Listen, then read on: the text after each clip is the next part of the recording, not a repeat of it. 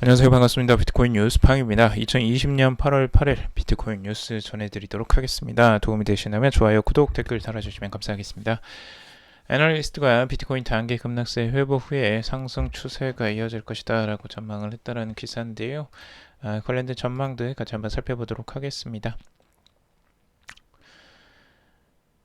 우선은 OKX 소속 애널리스트인 찰스 같은 경우 이 비트코인 가격이 지난 2일 급락하기 전 가격대를 회복했다라고 하면서 큰 맥락에서 볼 때 이 BTC 상승 추세는 아직 꺾이지 않았으며 급락 당시 BTC 가격이 빠르게 회복하는 모습을 보였다. 이는 단기 급락이 지속성을 잃어버렸음을 의미하며 이 아직 매수세가 등락 공방에서 우위를 점하고 있다는 것을 나타낸다라고 진단을 하고 있습니다.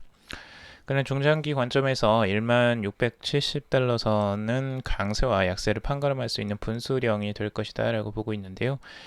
비트코인 가격이 해당 지지선을 지켜낸다면 이 매수세 우세 국면은 지속될 것으로 전망을 하고 있습니다. 다만 단기적 관점에서 상승 모멘텀이 다소 부족한 감이 있고 최근 단기 상승에서도 이 비트코인 가격이 2일 고점에 가까워지자 거래량이 위축되며 상승세 유지에 실패했다라고 설명을 하고 있습니다. 그리고 또 상승에 대한 이제 기대를 갖는 전망들이 계속 나오고 있는데요. 이 블룸버그 수석 이 상품 전략가 마이크 맥글로는 주류 투자자 사이에서 비트코인 수용도가 올라가고 있다라고 보면서요. 이 도입, 노출 환경, 커스터디 부분이 개선되면서 비트코인이 주류 투자 순원으로 급부상하고 있다라고 말을 했습니다. 제로 마이너스 금리와 이 양적 완화로 주가 수익률이 하락하는 현재 이 비트코인 준화폐 마켓에 투자자의 관심이 쏠리고 있다라고 말을 하기도 했습니다. 그리고 암호화폐 미디어 비트코인닷컴 암호화폐 데이터 분석 업체인 코인매트릭스 보고서를 인용해서 이 지난주 비트코인 네트워크 내 일평균 활성 주소 수가 이 100만 개를 돌파했다라는 내용입니다. 이는 지난 2018년 1월 16일 역대 최고치를 기록한 이후 처음이며 이 강세장을 나타내는 신호다라고 보고 있습니다. 보고서에 따르면 지난주 이더리움 네트워크에서는 일평균 62만 6천 개의 활성 주소를 기록했으며 일평균 트랜잭션 수수료는 200만 달러를 넘어섰다고 합니다. 이에 대해 코인매트릭스는 이 비트코인 이더리움 네트워크 내 이 활성 주소 수 증가와 그리고 트랜잭션 수수료 증가는 이 블록체인 거래에 대한 수요 증가를 나타낸다라고 분석을 하고 있습니다. 이더리움과 이 비트코인 동반해서 지금 이제 그 트랜잭션 활성화가 이제 계속 일어나고 있다라는 거죠. 그리고 이 글래스노드 데이터를 따르면 이 비트코인의 실현 가치도 처음으로 6,000달러를 돌파했다고 합니다. 지난 2018년 12월 코인매트릭스가 처음 고안한 이 실현 가치는 마지막으로 블록체인에서 이체됐을 당시 각 비트코인의 시장 가치를 합산한 값으로 유통 중인 비트코인에 지불된 최종 가격을 나타낸다라고 합니다. 비트코인의 시장 가격은 일반적으로 이 실현 가치를 상회하는데요. 2018년 말과 2019년 베어마켓에서도 이 실현 가치가 시장 가치를 넘어섰습니다. 비트코인의 가격 흐름들 아직까지 뭐 큰 흐름들은 아직까지 나오지는 않고 있고요. 11,570달러 선에서 지금 움직이고 있습니다. 아직까지는 이 위쪽에서 거래를 계속 유지하는 부분들은 긍정적이라고 바라볼 수 있고요. 이 1600달러 선 이상에서 지금 계속 횡보를 하는 부분, 그 위쪽에서 지금 아직까지 머물러 있는 부분은 긍정적이라고 볼 수 있습니다. 자, 그리고 비트코인 캐시 급등세라는 기사인데요. 비트코인 캐시에 대해서 나온 내용인데, 비트코인 캐시가 이제 최근에 상승세가 비트코인 따라서 또 나왔습니다. 그런데 이 상승세도 이제 중요한데, 그보다 조금 더 다른 부분을 주목해 볼 만한 부분이 있어서 다시 한번 이 기사를 가져봤습니다. 우선 비트코인 캐시가 이 300달러 위에서 강세를 보이는 흐름을 보여주었는데요. 가격 강세가 이어지면서 지금 앞으로 이 뭐 400달러까지 상승할 수 있는 가능성이 있다라고 진단을 하기도 했었습니다. 그런데 이 비트코인 캐시가 6일 저녁 중국 커뮤니티에 이 다수 BTC 개발자가 공동 성명을 내고 오는 11월 15일 날 이 BCH 체인에 그 아서티3 2D 난이도 조정 알고리즘을 도입한다라고 전하고 있습니다. 이 알고리즘은 이 T손 속 이 개발자들이 공동으로 이제 추진을 한다라고 되어 있는데요. 지금 앞서 8월 4일 날 이 조나단 이 투밈이라는 사람이 이 비트코인 ABC 팀이 독단적으로 이 글라스버그 알고리즘을 추진하려 한다라고 하면서 강하게 비판한 바가 있습니다. 이 DAA 변경을 두고 이 BCH 커뮤니티가 분열된 가운데서 이 비아비트C 최골프의 양하이포 최고 경영자는 이 비트코인 캣 하드포크를 구상 중인 것으로 지금 알려지고 있습니다. 그러니까 지금 비트코인 캐시 이 ABC 팀에서 또 쪼개지는 거예요. 또 하드포크를 준비하고 있는 거예요. 비트코인 SV가 쪼개져 나온 것처럼 또 다른 그 하드포크가 지금 또 구상을 하는 것 같은데, 이렇게 되면 비트코인 캐시도 계속 이렇게 이제 가치가 계속 줄어드는 그도 영향을 미칠 가능성들이 있고요. 아무래도 이제 한 번, 두 번 이렇게 해보니까 계속 이 마음에 안 들면 이제 하드포크를 너무 자주 하는 성향들이 계속 나오는 것 같습니다. 지금 비트코인에서 쪼개져 나온 게 이제 비트코인 캐시잖아요. 근데 그 비트코인 캐시가 또 둘로 또 쪼개져서 이 비트코인 ABC, 뭐 비트코인 SV 뭐 이런 식으로 비트코인 캐시와 이제 또 나눠졌고, 근데 이 또 비트코인 캐시 이 부분이 또 하드포크가 일어날 가능성들을 또 열어놓고 있습니다. 이렇게 되면은 앞으로 이제 몇 개로 또 쪼개질지 예상이 안 되고요. 이렇게 되면 계속 글쎄요, 이 프로젝트 자체에 대한 의문이 계속 드네요. 이렇게 계속 쪼개지는 게 과연 맞는 건지, 암호화폐로서의 그 가치를 계속 유지할 수 있을지, 그게 좀 의문이 들긴 합니다. 아직 근데 뭐 명확하게 그 하드포크 구상 중이라고 했지만 이 하드포크가 명확히 발표된 건 아닌 것 같습니다. 자, 그리고 이 비트코인 모건 크릭의 커다란 예측, 장기적으로 이 4억 달러를 돌파할 것이다 라는 전망이 나오고 있는데요.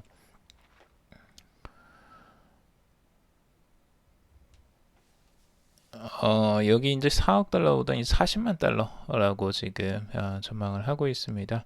지금 우선 모건 크릭의 공동 창립자 앤서니 펌플리아노가 결국 비트코인은 금보다 더 많은 시장을 장악할 것이다 라고 이 전망을 했는데, 그는 비트코인이 이 40만 달러를 돌파하기 위해 장기적으로 계속 성장할 것이며 이 옹호자들의 의견에 동의를 했다고 합니다. 또한 지난 4일 암호화폐 팟캐스트에서 그는 비트코인이 8조 달러의 시가총액에 도달할 것이며 최소 40만 달러에서 45만 달러 수준에 도달할 것이다 라고 주장을 하고 있습니다. 결국에 디지털 금은 결국 실제 금을 따라잡을 것이며 꾸준히 새로운 최고치를 경신할 것이다 라고 예측하고 있는데요. 지금 앤서니 펌플리아노가 얘기하는 거는 제가 사람들에게 지속해서 언급하는 것은 디지털화는 모든 장점을 끌어올 것이라는 점입니다. 그리고 시장 확장 기술을 의미합니다 라고 하고 있습니다. 또한 금시장의 규모에 대해서 이야기하는 사람들이 있습니다. 8조 달러라고 가정했을 때 양쪽의 고객을 뺏는 일과 같습니다. 비트코인과 금시장이 동등하다고 생각하시나요? 저는 아닙니다. 비트코인은 더 좋은 시장이며 더 많은 시장을 열릴 것입니다 라고 앤서니 폼플리아노가 이야기를 했다고 합니다. 그래서 뭐 아무래도 이제 긍정적으로 비트코인에 대해서 긍정적으로 생각하는 투자자이기 때문에 또 이렇게 생각을 하는 거 이야기를 하는 거죠. 근데 뭐 가격 예측은 글쎄요, 이게 의미가 있을지는 모르겠고, 전반적으로 이제 긍정적으로 바라보고 있는 거예요. 그리고 금시장과 같거나 금시장을 따라잡을 것이라는 굉장히 긍정적인 전망을 지금 내놓고 있습니다. 자, 그리고 이 KB국민은행이 이 디지털 자산 사업 분야를 확대한다라는 소식입니다. 지금 KB국민은행이 블록체인 암호화폐 기업과의 업무 협약을 통해서 이 디지털 자산 사업을 강화한다라고 하는데요. 7일 KB국민은행은 해치랩스, 해시드 그리고 이 컴벌랜드 코리아와 이 디지털 자산 분야의 전략적 기술 협력을 위한 업무 협약을 지난 6일 체결했다고 밝혔습니다. 이날 열린 협약식에서는 이우열 KB국민은행 IT그룹 대표와 이 문건기, 김정호 해치랩스 공동대표, 그리고 김서준 해시드 대표, 그리고 홍준기 컴벌랜드 코리아 대표가 참석을 했다고 합니다. 이들 기업은 이 디지털 자산의 보관 관리, 그리고 관련 규제 변화 공동 대응, 그리고 블록체인 기술을 이용한 신규 사업 발굴, 그리고 블록체인과 금융과의 연관, 생태계 조성 등을 협력할 계획이라고 합니다. KB국민은행은 향후 이 부동산, 미술품, 각종 권리와 같은 자산도 디지털로 발행 및 거래될 것으로 전망을 했고요. 이번 협약을 통해서 필요한 기술을 확보하고 이 산업 생태계에 기여한다는 입장입니다. 우리나라에서 이제 은행이 두 곳이 지금 좀 이 분야 블록체인과 그리고 이 디지털 자산 사업에 대한 관심을 많이 나타내고 있는데 첫 번째가 KB국민은행이고 이 두 번째로 지금 이제 농협, NH농협이 또 관심을 많이 갖고 투자를 하고 있죠. 앞으로 시장이 어떻게 이제 갈 것이냐를 여기서 이야기를 하고 있는데 앞으로 부동산, 미술품 그리고 각종 권리와 같은 자산도 이 디지털로 발행, 거래될 것으로 전망을 KB국민은행도 지금 하고 있다라는 겁니다. 그러니까 여러분들도 이런 부분에 대해서 이 미래가 지금 곧 이런 미래가 곧 도래하겠구나라는 걸 알아보시면 좋을 것 같고요. 이 은행 가장 보수적으로도 움직이는 그 사업 그 조직이기도 하는데 이렇게 빠르게 이 미래를 지금 대처하는 모습들을 지금 보여주고 있습니다. 자, 그리고 그레이스케일 암호화폐 TV 광고 내주에 시작을 한다라는 소식인데 이 암호화폐 대중화를 겨냥할 것이라고 합니다. 자, 그레이스케일 디지털 자산 운영사죠. 이 미국 주요 TV 네트워크를 통한 암호화폐 광고를 시작한다고 합니다. 베리 실버트 CEO는 7일 트위터에 그레이스케일의 CNBC, MSNBC, 폭스 비즈니스를 통한 이 전국 광고 캠페인을 내주 시작된다라는 글을 올렸는데 그는 또 우리는 암호화폐를 대중에게 소개할 것이다 라고 덧붙이고 있습니다. 실버트는 광고에 어떤 내용이 담길지 밝히지는 않았는데 그러나 유투데이는 이 암호화폐를 대중에게 소개할 것이라는 말을 근거로 그레이스케일의 TV 광고가 중앙은행들의 무절제한 이 통화 발행에 초점을 맞출 수도 있다라고 예상을 했다고 합니다. 지금 암호화폐 지휘자들은 이 연방준비제도 등 여러 나라 중앙은행들의 대규모 통화 발행이 궁극적으로 인플레이션을 유발하고 기존 통화 시스템과 금융 시스템에 큰 타격을 줄 것이라고 전망을 하고 있습니다. 그레이스케일은 지난해 5월 금 대신에 비트코인에 투자하라는 이 금을 포기하라는 TV 광고를 내보낸 바가 있습니다. 근데 뭐 그렇게 큰 파급력이 있었는지는 모르겠어요. 이 금을 포기하라는 게 사람들에게 금을 포기시키기는 쉽지는 않을 것 같고 좀 이제 광고가 달라져야 될 것 같습니다. 그만큼 파급력을 갖기 위해서 이 광고가 얼마나 또 효과를 얻을지 한번 지켜보도록 하고요. 자, 그리고 이 비트코인 강세 모멘텀 지속시키는 지표 지난해와 무엇이 다른가 라는데요. 지금 비트코인의 이 지표들 다양한 지표들이 지금 비트코인 신앙이 지난해 5월과는 좀 다른 지표들이 나타났다라고 지금 보고 있습니다. 올해 들어 이제 비트코인이 5월에 반감기에 대한 기대감으로 다시 시장이 살아났으나 이 3월 코로나 바이러스 대유행의 충격으로 이 폭락 사태를 겪은 후에 최근 랠리를 통해서 이 완전한 회복세를 나타내고 있는데 지금 이제 지표들이 어떤 차이를 나타내나 한번 보죠. 첫 번째 차이점이 비트코인 네트워크의 해시율이 120의 이 사상 최고치를 기록하고 있다라고 합니다. 비트코인은 이 가격과 해시율이 동시에 상승하는 사이클에 진입을 했다고 하는데요. 이 네트워크 해시율과 난이도는 지난 몇 달 동안 가격만큼 변동이 심했지만 이 두 지표 모두 다시 한번 사상 최고치에 도달했다고 합니다. 그리고 다른 모멘텀 차이는 이 비트코인의 시장 점유율인데, 비트코인의 시장 점유율은 지난해 보면 55%에서 8월 70% 이상으로 높아졌었는데, 당시 이러한 증가세는 비트코인을 선도적인 디지털 화폐로 보는 투자자들의 신뢰도가 높아졌음을 시사하는 것으로 받아들여졌다고 합니다. 이에 비해서 최근에 비트코인 시장 점유율이 60% 수준까지 다시 하락을 했는데요.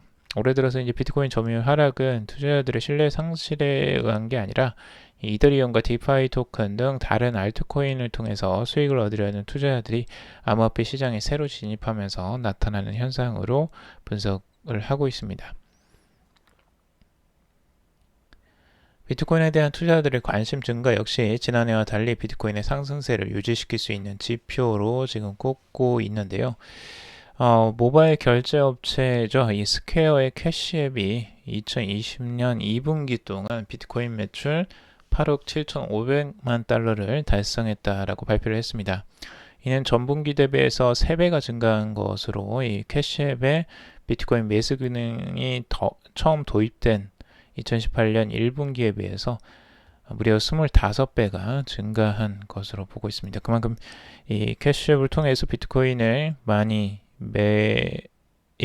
매수를 하는 거죠. 자, 그리고 중국의 주요 국영은행들이 디지털 월렛 웹 내부 테스트를 도입했다라는 소식입니다. 중국이 디지털 위안화 전용 월렛에 대한 대규모 내부 실험에 들어갔다고 하는데요. 디지털 위안화 시범 도입 지역의 국영은행들은 디지털 위안화 송금 및 결제를 지원하는 디지털 월렛 앱을 실험하고 있다고 합니다. 이번 소식은 해당 실험에 참여 중인 이 선적 지역 은행 관계자들의 제보로 현지 관영 언론 21세기 비즈니스 헤럴드를 통해 처음 전해졌다고 합니다. 중국의 인민은행은 올해 디지털 위안화의 정식 발행을 목표로 실험을 박차를 가하고 있다고 하는데, 중국은 이 화폐 공급량 통제를 강화하고 화폐 발행 및 유통 비용을 절감하기 위해서 6년 전부터 이 디지털 화폐 발행을 연구해 왔습니다. 개발을 마친 디지털 위안화는 올해 선전, 수저우, 슝안, 청두 이 4개 도시의 비공개 실험을 시작을 했고요. 그리고 최근에 대규모 이용자 기반을 가진 인기 플랫폼인 디디 출신과 메이투안 디엔핑 그리고 빌리빌리와도 협력 중이라고 합니다. 중국은 2022년에도 이 예정된 이 베이징 동계올림픽에서 디지털 위안화를 활용하는 방안까지도 지금 검토를 하고 있다라고 합니다. 그래서 굉장히 이 디지털 위안화에 적극적으로 이 발행을 지금 준비를 하는 것으로 보여지고요. 올해 안에 아마 나올 가능성이 좀 높아 보입니다. 자, 그리고 크립토맘 헤스터 피어스가 이 미 SEC 위원 연임에 확정됐다라는 소식입니다. 암호화폐 산업의 우호적인 태도를 보이면서 이 크립토맘이라고 불리우는 이 헤스터 피어스 미 증권거래위원회 SEC 위원이 연임이 확정이 됐다는 건데요. 미 상원은행위원회는 이 헤스터 피어스 위원회 지명을 승인했다라고 합니다. 이번 결정으로 피어스 위원회 임기는 2025년으로 연장이 됐다고 하고요. 피어스 의원은 지난 2018년 SEC 위원으로 취임해서 활동을 이어왔다고 합니다. 지난 6월 임기 종료로 앞두고 도널드 트럼프 미 대통령이 5명의 SEC 위원 가운데 피어스 위원을 연임 후보로 공식 지명을 했었습니다. 피어스 위원은 암호화폐 산업에 보수적인 입장을 취하고 있는 SEC와는 달리 산업 친화적인 입장을 보여서 크립토맘이라는 별명을 얻었습니다. 2018년 7월에 SEC가 윙클보스 형제의 비트코인 ETF 승인 요청을 거절하자 이에 대해서 반대 입장을 공개적으로 밝히기도 했었고요. 올해 초에는 이 토큰 세일 프로젝트가 3년 동안 이 증권법 규제 적용을 유예받을 수 있는 이 세이프 하버 규정을 내놓기도 했습니다. 피어스 위원이 이제 SEC 위원으로 2025년까지 연임을 하게 됨으로써 이 암호화폐 업계는 파생 상품, 뭐 비트코인 ETF나 이런 것들이죠. 출시와 이 산업 발전에 대한 기대감을 다시 나타내고 있습니다. 과연 이제 얼마나 힘을 쓰게 될지 한번 지켜봐야 될 것 같아요. 뭐 헤스터 피어스가 열심히 암호화폐를 옹호를 하고 이야기를 했지만 사실상 암호화폐에 대해서 완전히 크게 바뀌지는 않았어요. 그 입장이. 그래서 이번에 어떤 역할을 또 하게 될지는 한번 지켜봐야 될 것 같고, 비트코인 ETF가 또 출연을 하는데 어떤 역할을 하게 될지 또 한번 봐야 되겠습니다. 자, 그리고 미 연준 이사 스테이블 코인 금융 안정성과 이 충돌이라고 하는데요. 미국 연방준비제도 이사가 스테이블 코인이 금융 안정성과 같은 근본적인 문제를 해소하지 못했다라고 발언을 했습니다. 라일 브레이나드 미 연준 이사는 이 소액 결제의 미래에 관한 연설에서 글로벌 스테이블 코인 프로젝트들은 이 법률, 규제 안전장치, 금융 안정성 같은 근본적인 문제들과 충돌하면서 민간 화폐의 역할에 대해서 의문을 남겼다라고 말을 했습니다. 이사는 이 페이스북 리브라 등 글로벌 스테이블 코인을 언급하면서 결제 혁신을 위한 시도들이 적절한 안전장치를 마련하는 데는 미흡했다라는 점을 지적을 했습니다. 다만 그는 이 적절한 안전장치가 있다면 연준은 안전하고 효율적인 결제를 지원할 이 기술의 힘과 혁신에 대해 긍정적인 입장이라고 덧붙이고 있는데요. 지금 페이스북 리브라가 주도하는 이 스테이블 코인 프로젝트 리브라는 이 전 세계의 이 중앙은행 디지털 화폐 작업을 촉발한 기폭제라는 평가를 받고 있습니다. 그래서 중국도 지금 막 서둘러서 지금 발행을 준비하고 있죠. 지난 2월 의회 청문회에서 이 제롬 파월 미 연준 의장도 리브라가 CBDC 작업에 불을 붙인 것이 사실이다라고 하면서 그 영향을 인정한 바도 있습니다. 하지만 이제 우려가 있었죠. 실제적으로 이제 각국의 통화를 묶어서 단일 통화 형태로 지금 리브라가 이제 출시가 된다는 것에 굉장히 우려를 나타내고 있었고, 뭐 청문회도 있었고, 뭐 여러 가지 일들이 있었습니다. 그래서 우선은 그 부분에 대해서는 한 수 이제 뒤로 물러났죠. 리브라가 이제 각국의 다른 이 단일 통화 섞어서 하지 못하고 각각의 통화들을 이제 따로 스테이블 코인으로 이제 만드는 이런 안을 내놓고 있는데 아직까지 그 목표는 바꾸지는 않고 있습니다. 이 단일 여러 개의 국가의 통화들을 묶어서 하나의 단일 통화로 이제 묶는 자신들의 목표는 그대로 가져가면서 임시로 이제 좀 우회하는 지금 방법을 쓰는 것 같은데요. 나중에 뭐 여기에 대한 이제 완화 정책이 나온다면 아마 또 한 번 또 시도를 하겠죠. 그래서 연준에서는 지금 이 부분을 스테이블 코인에 대해서 많이 관심을 갖고는 있는 것 같습니다. 이런 이제 안정성에 대해서도 많이 우려를 좀 나타내고 있고 아직까지 뭐 디지털 달러에 대해서는 명확히 공식적으로 입장을 나타내지는 않고 있기 때문에 조금 더 한번 지켜봐야 될 것 같고요. 중국이 지금 디지털 위안화를 발행하는데 이렇게 과연 미국이 손 놓고 연준이 손 놓고 있을 수 있을까 하는 의문이 들기도 합니다. 자, 오늘 여기까지 정리를 해봤습니다. 여러분들 도움이 되셨길 바라고요. 도움이 되셨다면 좋아요, 구독, 댓글 달아주시면 감사하겠습니다. 투자에 관련된 정보들은 참고상일 뿐이고 좋으냐 아니니 투자하실 때 여러분들 스스로 꼭 판단하시고 결정하시길 바라겠습니다. 금일도 방송 들어주셔서 정말 감사합니다.